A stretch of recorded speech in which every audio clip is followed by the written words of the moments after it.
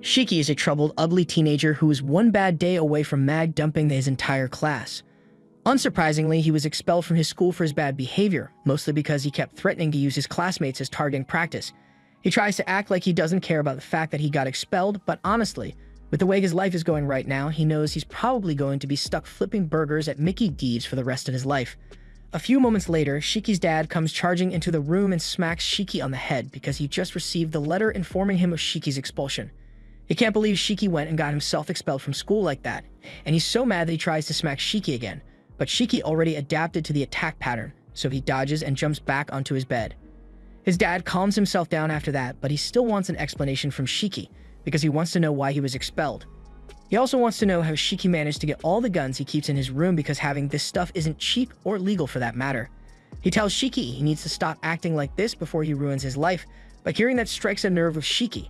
So he yells at his dad and says he's glad they aren't related by blood because he'd never want to end up like him. That last part really hurts Shiki's dad's feelings, and Shiki knows he took it too far, but before either of them can say another word, the phone rings down in the liquor store Shiki's dad owns, so he heads down to answer it. When he answers the phone, he is surprised to find out that it's a large beer delivery order, but he doesn't get many customers, so he is happy to comply.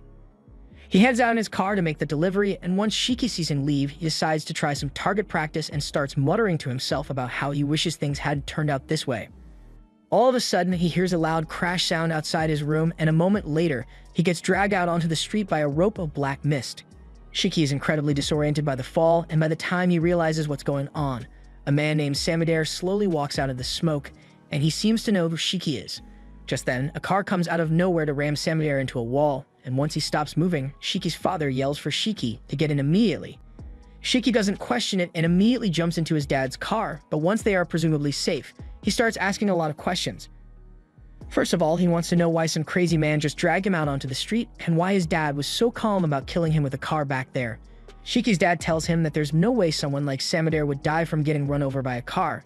Shiki still has no idea what's going on, so his dad decides that it's time to tell him the truth. He informs Shiki that he is a descendant of the Oni, and Samadair is a descendant of Momotaro, which is why he is so hell-bent on hunting Shiki down. Shiki is so stunned that he doesn't know what to say, and there's a lot more to the story, but his dad doesn't have time to explain all the details because it looks like Sami has caught up to them. Black mist begins to surround the car, and it begins to break down, so Shiki's dad is forced to drive into a nearby abandoned factory so they can get out. After getting out, Shiki turns back and sees the car covered in that strange black mist from before, but before he can ask what that stuff is, the car goes up in a massive ball of flames. In all the chaos, Shiki's dad takes his eyes off Shiki for a second, and in that short time frame, Shiki's butt was kidnapped by the Samadair. Inside the warehouse, Samadair uses his black mist to restrain Shiki in the air. When he is asked why he is doing this, all he has to say is that all who possess Oni blood are nothing more than pests to be exterminated. Samadair is about to execute Shiki once and for all, but before that could happen, Shiki's dad shows up to stop him. As he walks in, he explains that all the legends of Momotaro and the Oni are true, and the battle has been raging on for millennia now. Across the generations, the descendants of Momotaro have all taken up the duty of eliminating the Oni, which is how the Momotaro Agency was formed. Shiki is still confused about all this, but his dad never expected a failure like him to understand immediately anyway. For now, he tells Shiki to just stay put and let him handle Samadair, but as soon as Samadair hears that Shiki's dad intends to challenge him, he creates two swords out of the black mist and charges in with astounding speed. However, Shiki's dad pulls out a mist blade of his own and blocks the attack. The black mist is a unique trait possessed only by the descendants of Momotaro, and here's where the dad lore deepens. Shiki's father was actually a former member of the Momotaro Agency who once worked alongside Samadair. His name used to be Tsuyoshi Momotogawa, however, he left that life behind a long time ago so he could raise Shiki away from the agency's eyes, but unfortunately he couldn't keep Shiki hidden forever. Samadair asks Tsuyoshi if he has forgotten just how dangerous Oni truly are, but Tsuyoshi doesn't want to talk about it. All he wants to do is protect Shiki. Tsuyoshi puts up a good fight against Samadair, but Sami eventually catches him lacking, and in an instant, Tsuyoshi's chest is cut open. He falls to the ground unconscious, and Shiki is horrified by what he just witnessed. He starts yelling at Sami for hurting his dad, so Sami turns to him and prepares to finish Shiki off. But with the last bit of strength he has, Tsuyoshi grabs his leg to stop him from getting to Shiki. Sami asks why Tsuyoshi would go so far to protect an Oni kid, but he says a father doesn't need a reason to protect his son. Shiki may not be the best student or person for that matter, and he may have Oni blood in him. But he has never hurt anyone before, so Tsuyoshi asks how Sami could possibly bring himself to kill an innocent child like this. Tsuyoshi's words sting because he has been having regrets about everything he has done lately, but he doesn't want to listen to this anymore, so he summons his sword and prepares to finish Tsuyoshi off. Shiki is helpless as he watches his father about to die at the hands of Sami, and the only thought going through his head right now is how much he wants to kill Tsuyoshi. Blood begins to drip from every orifice in his body as his mind is overcome with sheer hatred, and by the time Samudera turns his attention back to Shiki, he's no longer there. The next thing Sami knows, he hears the sound of several guns getting cocked next to his head, and he is so startled that he instinctively jumps back, narrowly avoiding the attack, but he still has no idea where Shiki is. Just then, he sees a drop of blood land on the floor, so he looks up and finds an awakened Shiki hanging off the ceiling. Sami can't believe Shiki was able to awaken his Oni abilities and control his blood in such a short time, but what truly makes Oni terrifying is the fact that they lack a sense of humanity, so they are unbelievably brutal. Sami readies his sword in preparation for Shiki's next attack, but once Shiki starts firing blood missiles at him, Sami realizes this is too much for him to handle and starts running away. He eventually manages to escape the blast radius, but that doesn't mean the battle is over because Shiki emerges from the smoke and kicks Sami so hard that he is knocked into a pile of rubble and is barely conscious now.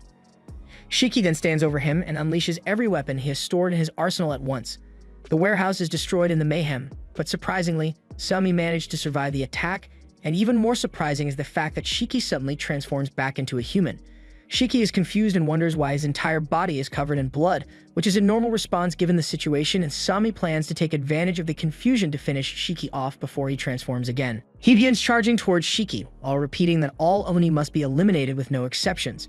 Shiki isn't able to control his transformation at will yet, so he is pretty much a sitting duck right now. However, as his blade is about to strike, Tsuyoshi jumps out in front of him and takes the hit instead. Sami can't believe that Tsuyoshi would go as far as to sacrifice his life for an Oni, but Tsuyoshi recalls the good old days he spent with Shiki, and he honestly doesn't mind dying here since he got to live a fulfilling life. Samudera has grown tired of this fight, and all the destruction they cause is starting to draw the attention of a crowd, so since the Momotaro agency must remain secret, Samudera withdraws for now and fades away into a mass of black mist. Once Samudera is gone, Tsuyoshi collapses into Shiki's arms and Shiki is really worried about him, so he says he's going to call an ambulance, but Tsuyoshi tells him that no hospital can save him at this point. It's only a matter of time before he dies, so he would like to talk to Shiki one last time. First of all, he apologizes for keeping the truth from him all this time, but it's not exactly an easy topic to bring up in conversation. Unfortunately, he won't be here much longer, so he can't offer much in the way of support, but he tells Shiki to make sure he gets stronger in the future so he can beat both the Momotaro group and Oni so he can live a truly free life. Shiki yells at his dad for talking as if he has already died because he doesn't plan on letting that happen. He begins carrying Tsuyoshi to the hospital, and seeing Shiki show so much concern for him puts a smile on Tsuyoshi's face. But his wounds are way too severe, so after taking a few steps, Tsuyoshi loses all strength in his body and collapses to the floor. Shiki desperately begs his father to get up because he still hasn't gotten a chance to apologize and make up for all the hurtful things he said about him this morning, but it's already too late because Tsuyoshi is gone. Shiki sits there for a moment and cries over his dad's corpse, but all of a sudden, someone rolls up behind him and says he can't stay here because there will be too many witnesses. Shiki is startled, so he prepares for another fight, but before he could even turn around, he gets chopped in the neck and is knocked out instantly. It takes a lot of skill to be able to sneak up on someone with roller skates on, so Shiki clearly never stood a chance against him to begin with. Meanwhile, the leaders of the Momotaro agency are all in an uproar because they just found out about Samudera's failed attempt to eliminate Shiki, and they are starting to wonder if he has gotten weaker. But given the situation, they can't blame him for withdrawing since they can't let the public find out about their existence. However, they also don't want the public to become aware of the existence of Oni, so they plan to kill Shiki as soon as they can get their hands on him. However, that's going to be nearly impossible now because after getting knocked out, he was taken to a remote island in the middle of nowhere, and the idea is to enroll Shiki in a school full of half-Onis just like him so he can train his abilities properly. But before that, NATO is going to need to do a thorough evaluation to find out whether Shiki is going to be useful or not, and I can already tell that it's not going to be a fun experience. Shiki wakes up and finds himself shirtless and tied to a chair while the man behind him is doing push-ups on his umbrella. That's a sentence I never thought I'd have to say, but somehow, this is nowhere near the strangest thing Shiki has seen so far. The man's name is Nato, and now that Shiki is awake, he says he will begin explaining what's going on. First, he reveals his horns to show Shiki that he is an Oni just like him, and after that, he tells Shiki that he was brought here for two reasons: evaluation and retrieval. As Shiki already knows, the Momotaro agency hunts down Onis like them using the Black Mist, and the man who killed Shiki's dad was one of them. Their goal is to ultimately exterminate all Oni in the world, so to oppose them, the Oni Agency was formed, and Meido's job is to find recently awakened Oni like Shiki and figure out whether he is fit to join the Oni Agency. That's pretty much it, so Meido takes his board back and unties Shiki's mouth so he can ask questions. However, as soon as Shiki can speak again, he immediately starts yelling at Meido and demands to know what they've done with his father. Meido is annoyed by all of Shiki's yelling, so he deducts a few points from the evaluation and tells Shiki that his father's body was safely stored within this facility, but the guy is dead right now anyway, so it's not important. Shiki begins squirming around and trying to get himself free, but that violent behavior kind of the whole reason that Meido tied him up in the first place, so he won't be releasing him yet. Shiki is incredibly mad, but he knows yelling isn't going to get him anywhere, so he takes a moment to cool down and calmly asks Meido to release him because he has a score to settle with the guy who killed his dad. However, while his voice may have been calm, Shiki's face still looks really angry, so Meido refuses to untie him.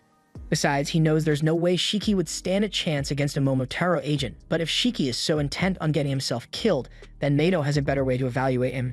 He takes off his tie, and before Shiki can even react, Meido has snuck up behind him and proceeds to strangle Shiki with it. Basically, Shiki has to find a way out of this to pass Meido's test, and if he can't do it, then he dies either way. Meido doesn't really care. Shiki refuses to let himself die at the hands of some roller skate-wearing jerk, so he struggles until blood begins pooling around his eyeballs. But unfortunately, he wasn't able to make it out in time, so he eventually passed out. Meido is totally prepared to keep strangling Shiki until he is officially dead, but with Shiki passed out, his subconscious takes over and he goes into Oni Berserker mode. The blood on the floor forms spikes that nearly clamp down on Meido, so he is forced to back away, and the second he takes his eyes off Shiki, he gets a machine gun pointed at his head. Shiki opens fire without hesitation, but when the dust settles, Meido is completely unharmed because he shielded himself using his blood umbrella. He can tell that Shiki hasn't learned how to control his blood powers yet because the only way he could fight was by going berserk, but this could be a good teaching moment, so Meido plans to subdue him as gently as possible. By the time Shiki regains consciousness, he finds his arm covered in blood while Meido is standing above him. He has no idea what just happened, and Meido had expected as much because when an Oni goes berserk, they lose all sense of self and destroy everything in their path, which is why this room is completely trashed right now. Shiki still doesn't understand a word that Meido is saying, and Meido is starting to think Shiki might just be stupid, but to make it as clear as possible, Meido sees Shiki as a graceless oaf who doesn't understand the first thing about controlling his blood, so he tells him he has been disqualified. Shiki is incredibly frustrated by the way things turned out, but despite all his anger, one thing is clear to him now. Meido is insanely strong, so he stands no chance of beating him. Acknowledging that hurts Shiki's ego, but he needs all the help he can get if he is going to face the Momotaro Agency and get revenge for what they did to his dad. He swallows his pride and bows down to beg Meido to make him his student, but Meido is already fed up with Shiki, so he turns him down immediately. In battle, fighting without using your head means instant death, so someone like Shiki, who went berserk without thinking, would never last. He can't control his blood properly, and he's just plain stupid, so Meido doesn't want a useless student like him. Anyway, now that Meido has confirmed that Shiki is useless, he's going to have to dispose of him since he can let an incompetent berserker roam free. Shiki is stunned by what Meido just said, but from what Shiki has learned about Meido so far, he knows he's not joking, so he needs to act quickly if he wants to survive.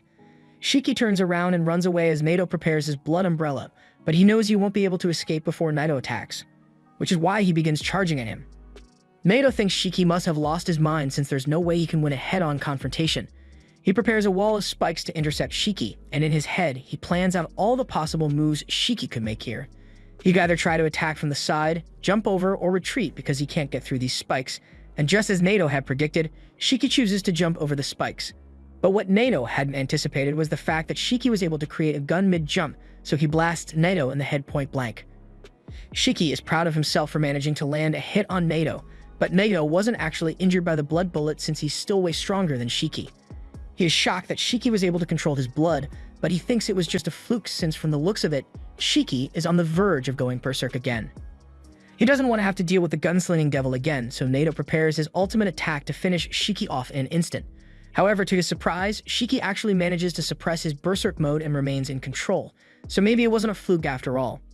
Meido doesn't understand how Shiki managed to pull it off, so he asks Shiki for an explanation, and basically Shiki saw Meido using his ring to cut his finger so he could manifest his blood umbrella, and he just tried copying it to produce a similar effect. He pretty much just yelled at his brain to give him a gun, and eventually his arm turned into a gun, so it worked out well for him. Naito finds it hard to believe that such dumb logic was actually worked, but he can't deny that whatever Shiki did was effective. Normally, in order to avoid going berserk, an Oni would need to keep all their emotions under strict control at all times. So hotheads like Shiki usually have a hard time controlling their blood and go on a rampage. However, Shiki is different. It's more like he beat up all his emotions and made his berserk mode work for him. It's a crude method, but the power it allowed Shiki to use was certainly explosive. Shiki tells Naito that all he wants is to get strong enough to kill the man who killed his dad, so Shiki promises he will do his best to learn whatever Naito teaches him if he is willing to make him his underling. Shiki is being very sincere right now, and Naito can see that, but he still rejects Shiki's request. What Shiki did just now was nothing short of a dead man's gambit, and he had no backup plan ready in case he did end up losing control, so Naito still thinks he is incompetent. However, that doesn't mean Shiki is completely hopeless, so Naito has decided to take him in as a student after all, so he's canceling Shiki's execution. He won't explain what Shiki did to change his mind, but what's important is that he thinks Shiki has potential and he doesn't want to see that go to waste. The island they are on is called Onigashima, and at its center is a school built specifically for Oni, the Resetsu Academy. He tells Shiki that the academy is a military school which trains Oni to fight against the Momotaro Agency, but Shiki is more concerned about the fact that he's apparently on an island right now. Naito pokes Shiki in the face for talking about irrelevant stuff while he's still in the middle of his explanation, and then he goes on to state that he's the homeroom teacher at this academy, so from now on he will be in charge of Shiki and the other students. Shiki will have to live, train, and fight every other day so he can eventually handle the Momotaro agents, so he had better be ready. But Shiki's brain was overloaded by all the info Naito just dumped on him. There's still a lot that Shiki doesn't understand, but at the end of the day, he doesn't care what he has to do as long as he gets strong enough to get revenge. A little while later, Naito leads Shiki to a changing room so he can put on his new school uniform, and Shiki feels a bit odd since he didn't think he'd ever have to wear a school uniform again after he got expelled from his old school. Naito tells Shiki that there are a few other students in his class, but among all of them, Shiki is the weakest by far, so he better not pick any fights. By the way, Shiki asks Naito where his dad is, so Naito explains that they kept Shiki's dad's body in the morgue, and the arrangements for the funeral are his decision to make. Shiki's cheerful mood drops when he is reminded that his dad is dead, but Naito tells him there's no use beating yourself up over your regrets. Instead, he should focus on becoming stronger so he never has to experience that kind of regret again. With that said, Naito doesn't want to waste any more time standing around here, so he starts skating away and tells Shiki he only has 15 seconds to make it to class before he's late. Shiki doesn't think that's fair, but he doesn't have a choice, so he runs as fast as he can to catch up to him. They eventually arrive at the class door, and Shiki is trying to figure out what the coolest way to introduce himself to the class would be, but Naito hates wasting time like this, so he just kicks Shiki in and Shiki falls flat on his face, giving himself a nosebleed. Once Shiki realizes his nose is bleeding, he asks the first person he sees to give him a tissue, but Jin tells him to just shut up and be quiet. Jin's response pisses Shiki off, so he gets all up in Jin's face over it. Jin isn't the only other student in this class. There's Kuina, Juji, Homer, and Akari, a day one crash out. But right now, Shiki couldn't care less about the others because he has a score to settle with Jin. Just then, Shiki and Jin suddenly find themselves sitting next to each other with Naito standing behind them, and neither of them could sense Naito move just now, so they are both scared stiff. However, Shiki still complains that he doesn't want to have to sit next to someone like Jin. Unfortunately, Naito couldn't care less about Shiki's personal beef, so he carries on with the class announcement and informs everyone that today they will be playing a game of tag. Shiki is confused and thinks tag might be some sort of code word in this school, but no, it's just a game of tag.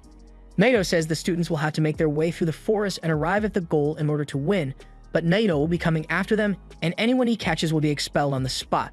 To make things a little fairer, he says he won't use his blood at all, while the students are allowed to use as much blood as they want.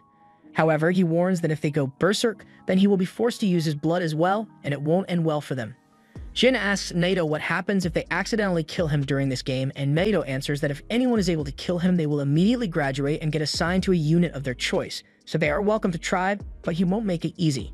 Everyone seems excited about the game now that they know about the rewards, but Shiki seems a little hesitant because he still isn't used to all this. However, the little discomfort isn't going to stop him from giving it his best shot, so he tells Naito to bring it on. But before that, there's one more rule Naito forgot to mention. In order to win this game, they are going to need to have one of these balls when they cross the finish line, but handing it to them would be too simple, so Naito throws the ball's way out into the forest. He then splits everyone up into different groups, and the first group comprises Homer, Shiki, and Jin. The second group includes Ikari and Juji, and the third group will have Rokuro and Kuina.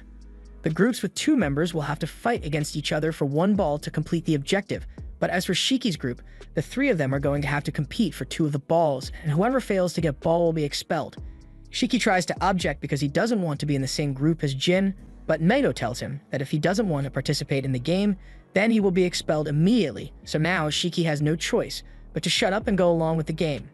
Just then, Homare walks up to Shiki and tells him he doesn't need to worry about her because she promises she won't get in his way.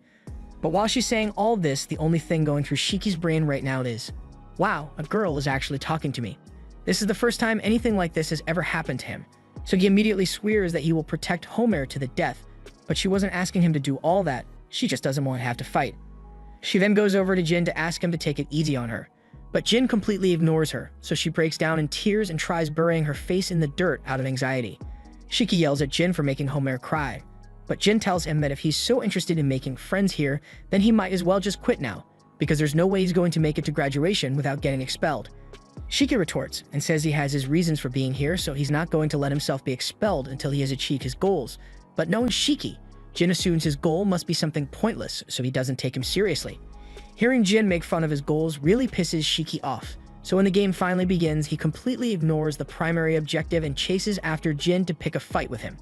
And Homare just stands there for a few seconds, confused, until she realizes she's supposed to run after them too. In the forest, Jin is jumping from tree to tree, focused on finding the orbs, but all of a sudden, Shiki appears behind him and tries to smack Jin over the head with a stick. He's willing to let a lot of things go, but calling his goal meaningless is something Shiki can't overlook, so he's going to have to teach Jin a lesson. Jin is annoyed by Shiki's constant harassment, but this is a competition after all, so it shouldn't be a problem if he takes the opportunity to beat Shiki to a bloody mess. He then proceeds to take off his gloves and drags his finger across his arms, creating several buzzsaws from the resulting blood. Shiki is shocked that Jin was able to use his blood powers so easily, but he can't let him know that he's impressed, so he tries to do the same thing and bites one of his fingers to draw some blood. Unfortunately, it does absolutely nothing, and yelling in his arm isn't going to make it work, so Shiki decides to just go after Jin with a regular stick.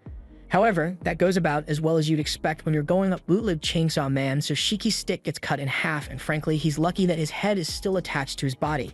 Meanwhile, Homare is walking through the forest looking for Jin and Shiki, since she heard a strange sound coming from this place, but then she trips over a branch and falls face first to the ground, giving herself a bloody nose. She then begins spiraling into depression over how useless she is, because she's way too much of a failure to stay enrolled in this school, much less graduate. For a moment, she cheers up because she remembers that Shikiseki helped her out, but that just makes her feel worse about herself because she can't do anything on her own. For now, she decides to continue heading over to the spot she heard the noises from, completely oblivious to the fact that one of the orbs was nearby the entire time. Meanwhile, outside the forest, the others can hear the sounds coming from Jin and Shiki's fight, and Ikari is starting to get really excited, so he wants to go join in. But Juju reminds them that it isn't their turn yet. Things aren't looking good for Shiki right now, because on top of not being able to use his blood weapons like Jin is also way better at fighting than he is, so Shiki is getting his face pounded in. He tries his best to retaliate, but Jin is too fast for him. And before he knows it, he gets knocked to the ground. Jin is getting tired of beating Shiki up, so he tells him to just stay down so he can go complete the challenge without any more interruptions. However, Shiki refuses to give up, so Jin decides to finish him off with a blood slash, but just as the slash is about to connect, Homare happens to walk out from the bushes, putting herself right in the line of fire. Fortunately, Shiki managed to push her out of the way before anything bad could happen, but he got sliced on his arm in the process, so he's bleeding a little now. Once Homare sees this, she starts apologizing over and over again for being the reason that Shiki got hurt. Shiki tries to tell her it's alright, but Homare can't hear him because she's too busy cursing herself for being such a burden. Suddenly, her blood begins to react to her intense self-hatred, and right before Shiki's eyes, a giant blood monster is formed. Jin is just as shocked by what he sees, and he already knew that Oni have more blood in their systems than humans do, but even by Oni standards, that's a ridiculously large blood construct. Homare begs both of them to run, because if they don't, then the monster is going to kill them, and there's nothing she can do about it. While all this is going down, Naito is somewhere else in the forest, waiting for the students to get their act together, when all of a sudden, he is visited by the school principal. The principal says he's surprised that Naito chose to give the new students a life-or-death mission on their very first day when they were supposed to be going through orientation, but Naito thought a practical experience would be more efficient than sitting in a classroom to explain things to them. Several Oni die every year, and some people are killed simply for being related to an Oni, but the really unlucky ones are those who get taken alive and used as test subjects for the Momotaro Agency. Those children committed no crime, and most of them don't even know they're Oni, yet they're slaughtered all the same. It is a true tragedy, and the principal hopes those poor kids get to go to a decent afterlife. But Nato doesn't think about things that way, since he believes that as long as he is strong enough, he won't die at the hands of any Momotaro agent. The principal kind of agrees with Nato's ideology, so he asks him to make his students as strong as possible so they can survive. Back on the battlefield, Shiki managed to escape the monster's attack and Jin rushed in to destroy it, but the monster's body is too thick for him to cut all the way through with his buzzsaws. Shiki calls out to Homare and asks her to do something about her monster, but unfortunately, she doesn't have any control over it, and she's too weak to do anything right now. Homare passes out shortly after, so Shiki runs over because he wants to get her away from the monster as soon as possible. However, as he approaches, the monster stops attacking and starts instinctively protecting Homare, so it's almost as if her blood has a will of its own. The blood monster clearly sees Shiki and Jin as a threat, so it spits up a ton of blood and floods the area with it. There's no way that was an efficient use of Homare's blood, and even if she has more blood than the average Oni, her supply has got to be running low, so even though she's begging Shiki to run and leave her behind, he refuses. He's already watched someone he cares about die right before his eyes, and it really sucks, so he's not going to let her die here. The monster covers Homare and lets out a scream that everyone in the forest can hear, and it's enough to draw Nato's attention. But he doesn't intend to get involved because he wants to see how the kids will handle it on their own. Shiki attempts to release his blood by dragging his hand against the floor like he did against Nato, but Nato can already tell that it won't work out for him this time. It was a 1 in 100 miracle that Shiki was able to pull it off earlier with no formal training or understanding of how blood release works, but his luck can't last forever. Shiki realizes he is completely powerless to help in this situation, and he feels incredibly frustrated because it was the same when he couldn't save his dad. But while Shiki is having his crisis, Jin tells him to stop crying like a baby and walks up to deal with the monster on his own.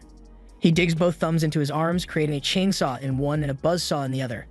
Nato sees this, and he is really impressed because forming 2 different weapons at the same time requires an extraordinary amount of blood control. And Oni's blood can take any strength or shape required by its user as long as they have a clear image of what they want to create. Often the way blood manifests itself is linked to past traumas or personal preferences and tastes, so it is often said that a blood release offers a glimpse at what kind of person an Oni is. Jin runs up the monster's arm, and once he is close enough to its head, he tries slashing it off with his chainsaw. However, at the last second, it managed to protect itself by sacrificing one of its arms, so Jin has a lot of work ahead of him. And while Jin is busy saving the day, Shiki is stuck on the sidelines, so he feels like an absolute loser. He doesn't understand how Jin is able to use his blood release so easily when Shiki can't get anything to manifest at all. However, just then, he notices something he hadn't thought of before. Every weapon that Jin has created is cutting related, and Homare's blood release must be the monster that is trying to protect her. So maybe the blood release is unique to each individual, and if that's the case, then he knows exactly what his blood release is going to be now. Jin is still doing his best to fight the monster, but he gets caught off guard when it suddenly yells at him and blows out his eardrums, so he is down for the count. Nago assumes this must be Jin's limit, so he is finally ready to step in and save the kids, but before he could do so, Shiki yells from behind Jin. So Jin turns around and he is shocked to see Shiki with a giant blood gun strapped to his arm. The monster tries squashing Shiki as soon as it notices him, but he manages to dodge and braces himself against the ground before firing a blast that completely obliterates the blood monster in one go. The power of that blast was so immense that it actually somehow made it start raining, even though that doesn't really make much sense. But as impressive as it was, it took a lot out of Shiki, so a moment later he falls to the ground. Nato walks over and tells Shiki he used way too much blood in one go, so his control still needs a lot of work. But even for someone who had to use all his blood for one attack, that level of power output was insane. Nato tells Shiki that worst case scenario, using too much blood can kill him, but Shiki already assumed that would be the case, which is exactly why he wanted to save Homare so badly. He asks Naito to take care of her first, because she needs the help more than he does right now, but before Naito can do anything, Jin comes out of nowhere and tries to slice Nato's head off his body, but Naito was quick enough to react, so he forces Jin to retreat.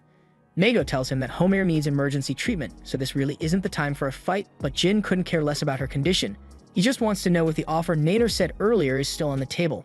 Naito confirms that if Jin can kill him, he will graduate immediately and be sent to any squad of his choosing, but that's only if he can pull it off. Jin charges at Naito and tries to slash him with his blood saws, but Naito uses his umbrella to parry the strikes and taunts him, saying his half-baked saws will never cut through his umbrella. Jin takes that as a personal challenge, so he runs in to try and cut through the umbrella, but Naito points out that there's a lot more to his umbrella than just deflecting attacks. He flicks a switch, releasing smoke from the umbrella's ferrule, but he assures Jin that it isn't poisonous, so he doesn't need to worry about breathing it in. But it is still hard to see through, so Jin assumes Nato is going to try and sneak attack him now that his vision is obscured. He prepares himself to counterattack as soon as Nato gets close enough, but before he can even react, he gets shot in the arm 3 times. He runs behind a tree for cover, and we see that Nato turned his umbrella into a rifle and is shooting at Jin. The bullets are rubber, so Jin's life isn't in danger, but it still hurts like hell, so Nato is going to keep sniping at him until he goes down.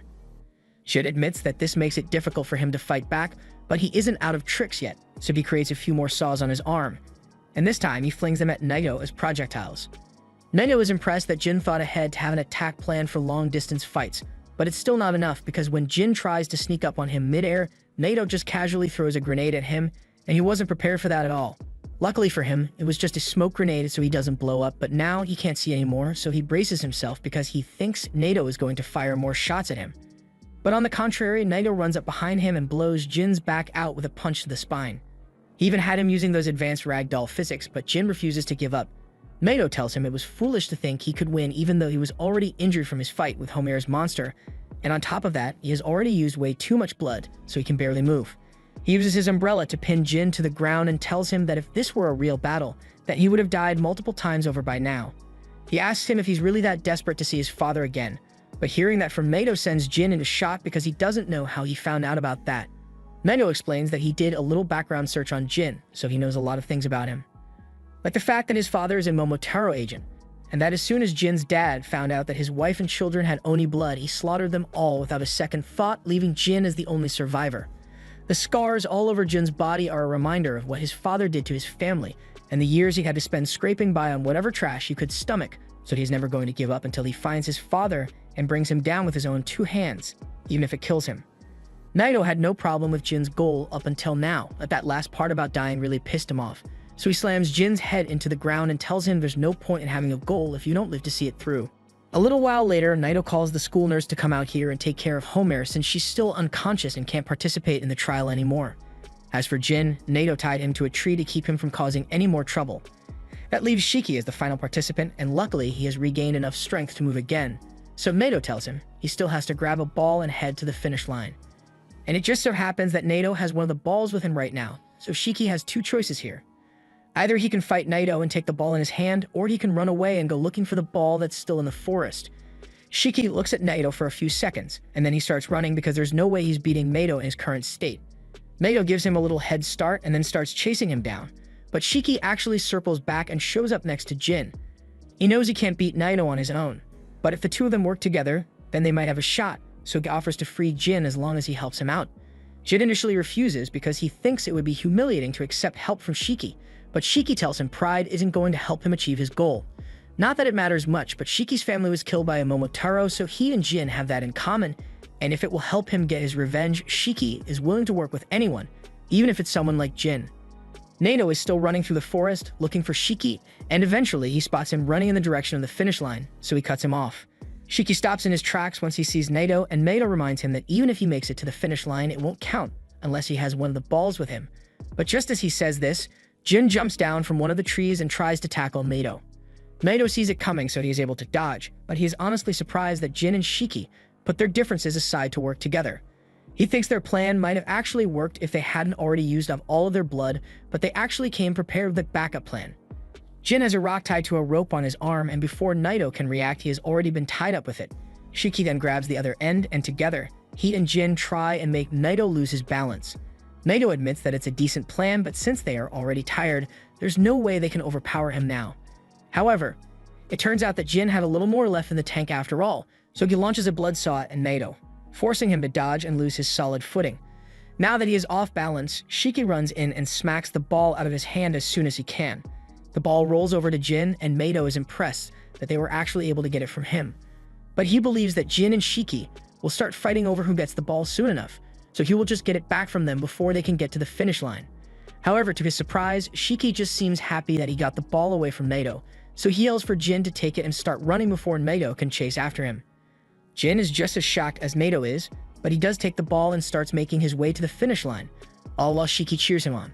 Once Jin is gone, Shiki rubs it in Naito's face that they beat him, but Naito reminds him that if Jin makes it to the finish line like this, then he will be the only one to pass the test and Shiki will end up getting expelled. Shiki has completely forgotten about that rule, and he is devastated, but Jin is already long gone, so there's no way he can get the ball back now. Meanwhile, Jin is running through the forest, and he is confident that he can make it to the finish line in time, but then he remembers how Shiki helped him, and he knows he couldn't have gotten this far without that idiot's help, so he doesn't feel right claiming victory this way. He turns around and yells that he'd rather get expelled than win by using someone else, so he's going to give the ball to Shiki. But just then, a little red mascot thing runs out in front of them. Naito tells them that this is Muku, and he's one of the Oni Agency's messengers from Baku Express. He delivers messages efficiently and without a trace, but for him to be here, something really important must be going down. Naito plays the message, and he realizes it's a distress signal from the Kyoto branch.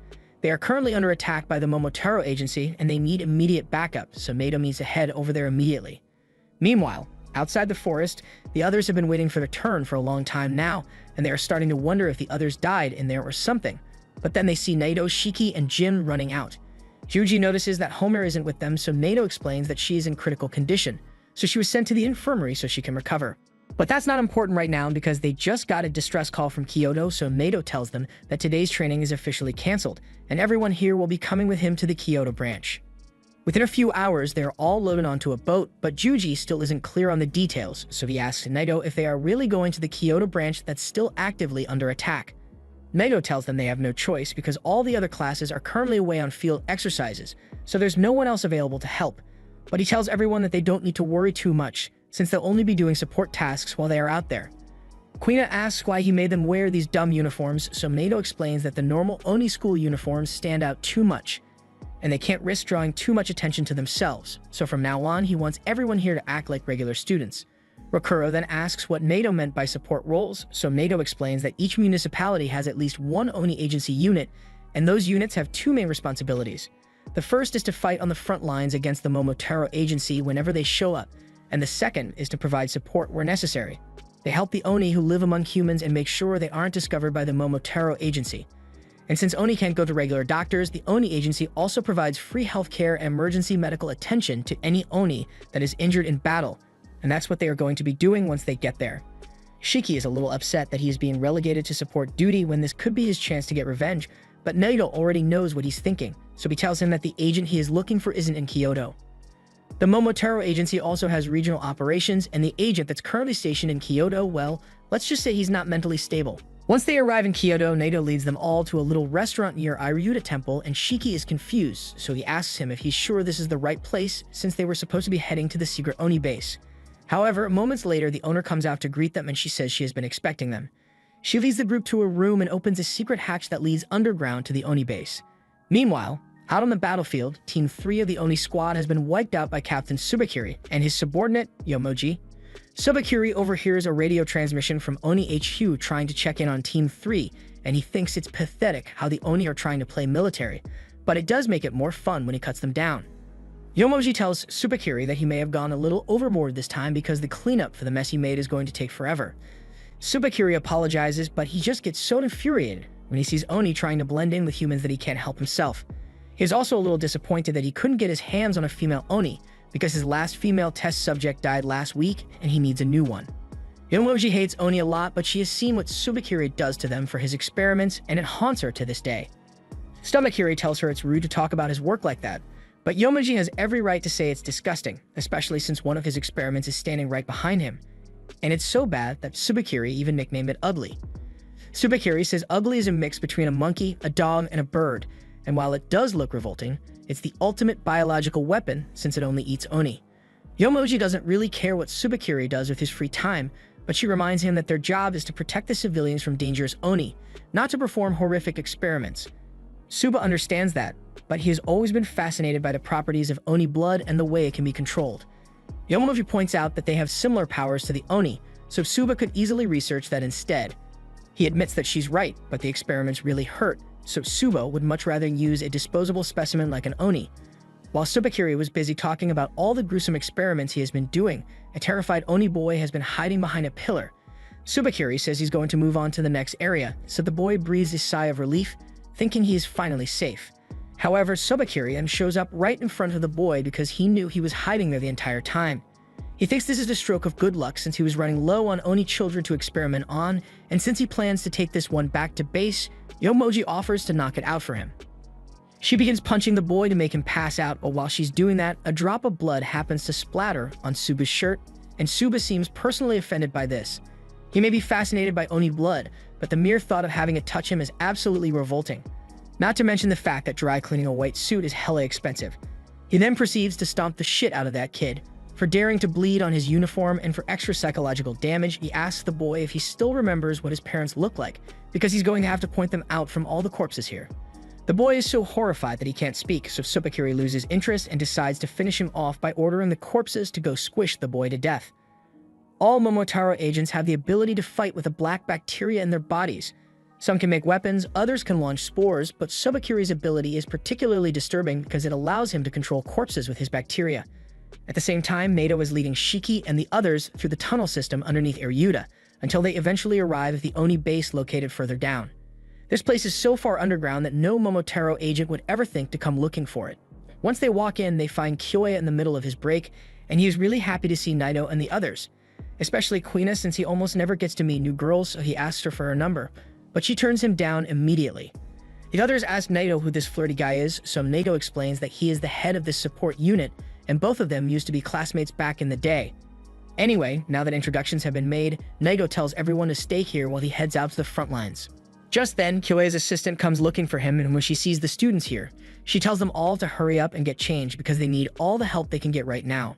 She sounds really serious, so that Roop does as she says, and they are all led through the facility's sick bay. Shiki and the others are shocked to see so many injured people at once, so the assistant explains that this is a result of the current battle against the Momotaro Agency. And the people here are actually the lucky ones who managed to survive. They eventually arrive at the bedside of the patient whom Kyoe's assistant called him to come treat. This man is missing both arms, legs, and his lungs are pretty much cooked, so at best he's got 3 minutes to live as things are now.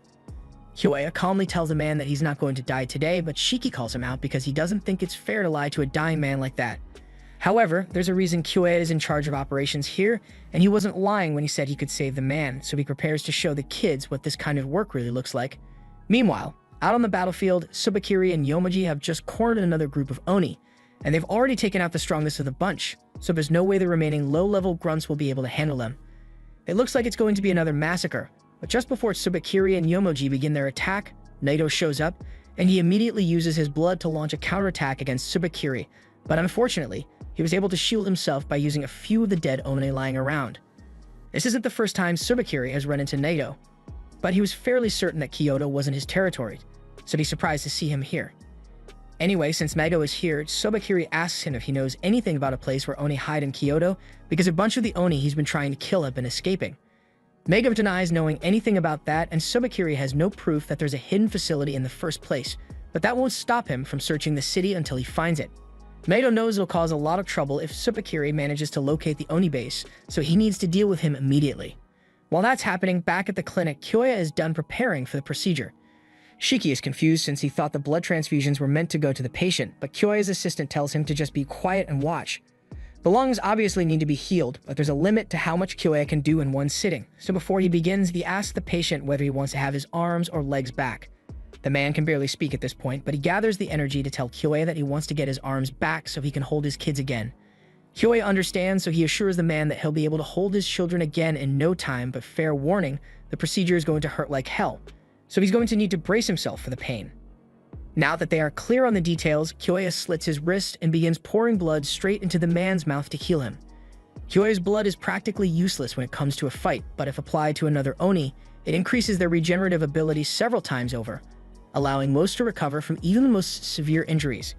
After swallowing some of Kyoya's blood, the man begins experiencing excruciating pain, so Kyoya's assistant asks the boys to hold him still until the procedure is done. And while Shiki-Seem is doing that, she asks the others to go get some more blood from the other room. It takes a while, but the man's nub begins to move as new fingers are formed, and before long, the man's arms are completely regenerated, along with his lungs. Shiki is amazed by what he just saw, so he asks Kyoya if he can do the same thing for the man's legs. Kyoya says that as long as the man takes regular doses of his blood, that his legs will grow back eventually, and the reason he didn't just do it all at once is because overusing his blood reduces its effectiveness for the patient. Kyoya tells the man that his life is no longer in danger, but he's likely going to have to retire from the battle unit after this injury, but he is always welcome to come work in the support unit. Kyoya even offers to hook him up with a prosthetic leg in the meantime so he can run around with his kids again. and the man is so touched by his kindness that it brings him to tears. Kyoya tells everyone that this is the reality of what it means to fight on the front lines, and if they aren't careful, they may very well end up in the same condition as this man. He understands that they all have their reasons for wanting to fight in the battle unit, but he wanted them to remember that the people fighting out on the front lines can only keep moving forward because they know they have the support unit backing them up. Seeing all this has motivated Shiki to do his best, so he tells Kyoya that he's willing to do anything to help. However, Kyoya actually has a different job in mind for Shiki. He leads Shiki over to a little girl who is staring blankly into the garden, and he explains that the girl's name is Mei. They rescued her from an attack earlier today, but her parents haven't been found yet, which is why she is catatonic. Kyoya can tell that Shiki is a kind person, so he asks him to look after Mei for a little bit. Shiki thinks he can handle that, so he goes over to Mei and tries to start a light-hearted conversation, but Mei isn't responding to anything he says. He eventually asks her if she wants to go to Aryuna with him. And this gets Mei's attention because she has never heard of that place before, so she asks him what it is. Shiki is glad that she finally spoke to him, but he's a little surprised that she's never heard of Aryuna since it's common knowledge. Just then, Shiki hears a lot of footsteps nearby, so he and Mei go to check it out, and they see the support unit carrying a bunch of bodies in. Kyoya's assistant explains that the patrol unit came across a large pile of bodies in their usual route, so there are around 30 here, and it just so happens that the corpses of Mei's parents were among the bodies because she breaks down in tears as soon as she sees them. Back on the battlefield, Nato is getting ready to attack, but before he does, Subakiri asks him if the present he left has been received yet. Nato is confused, so he asks what he means, and Subakiri explains that he already knew he'd never be able to find the Oni base on his own, which is why he infected a couple of corpses with his black bacteria and left them out in the open. That way, when the corpses are retrieved, they'd inevitably be brought back to the base of operations, giving Subakiri direct access. In fact, by his calculations, the bodies should have arrived by now, so he decides to give them a quick test run. Over in the base, Mei is still grieving over her dead parents when Subakiri takes control of her father's body. At first, Mei is delighted because she thinks her father managed to survive somehow, but then she takes a look at his eyes, and they are completely black and soulless. It takes a few moments for Shiki and Kyoya to notice the body choking Mei, but when they finally see it, Kyoya immediately recognizes it as Subakiri's ability, so he asks Shiki to cover Mei's eyes while he takes care of it. Shiki doesn't understand what's going on, but he does it anyway, and once Mei's vision is blocked, Kyoya takes 2 scalpels and lobotomizes Mei's dad. The only way to stop a corpse once Subakiri has taken control of it is to destroy the brain. And Kyoya soon comes to the realization that if this corpse was infected, then the rest that were brought in are probably infected as well. This was the end of episode 5. Subscribe to not miss the next part.